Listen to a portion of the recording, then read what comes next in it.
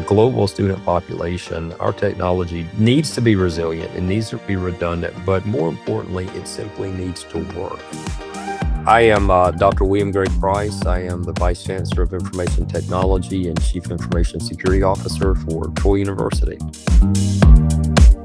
Our success from a technology perspective is measured by how people are unaware of our existence.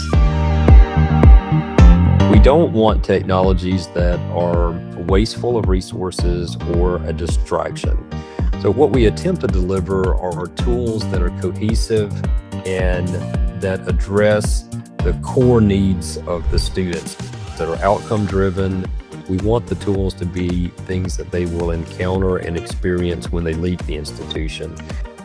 And I think that will bring all of us together in a more meaningful relationship and produce even more opportunities for people to employ technology to improve their station in life and to explore things that they perhaps would have never encountered otherwise. The next 2 years, I think we will certainly see rapid developments in artificial intelligence and an expanded user base among consumer-based technologies.